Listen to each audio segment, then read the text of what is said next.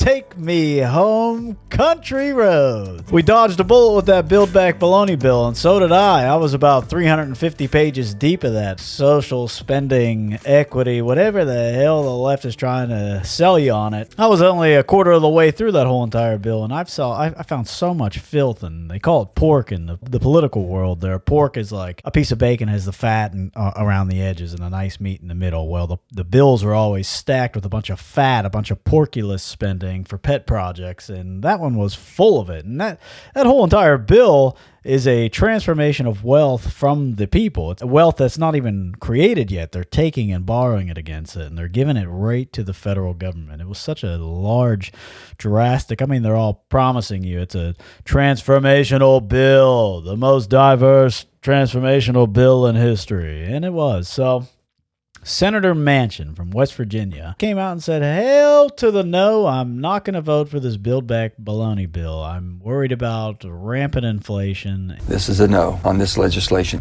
So and it wasn't just him, so everyone has to remember that. So the left right now is saying, why the heck can one man stop the progress of a full nation? Burn him down! They're about to do some peaceful protests here. We all knew that Senator Manchin couldn't be trusted. The excuses that he just made, I think, are complete bullshit. We have every right to be furious with Joe Manchin. We have to stop giving people get-out-of-jail-free cards. Enough. They're lying to you again. They're pushing an agenda that's telling you that it was one man who stopped this bill from going. And that is the farthest thing from the truth. It's actually the great people of West Virginia. They stood up, they called their senators, in this case Senator Manchin, and said, hell no, come on now, we don't want this now, hey, I'm West Virginia, no.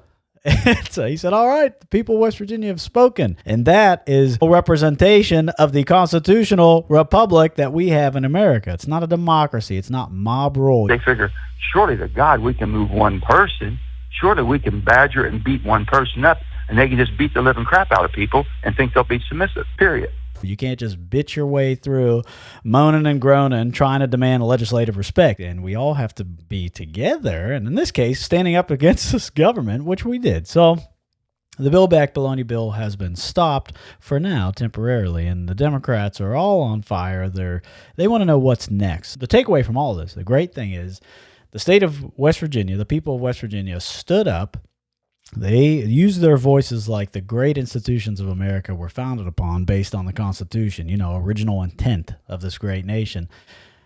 And they effectively stopped one of the largest transformational pieces of legislation that is going to be in the history of our time. Now, the Democrats are pissed because they have the minute majority right now, and they know they're in trouble because there's going to be a giant red wave. And I don't even want to just call it the red wave. I think it's going to be the red, white, and blue wave, where all Americans now are going to unite, and they're going to vote all these bums out. And the problem is we have to, as citizens, we have to get the useful idiots involved now. So the ones that are trapped behind the phone, or the ones that are glued to all those propaganda media outlets that can't think for themselves but can have to either live in fear or live in anger because someone else is telling them to do that.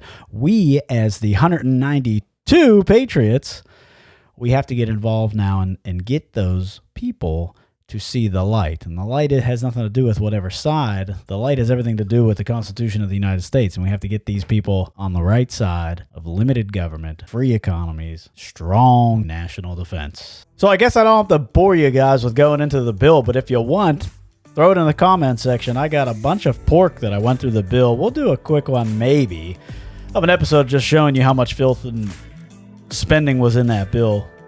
But just remember this, always stand up for liberty. Don't be afraid to challenge that narrative. People are waking up.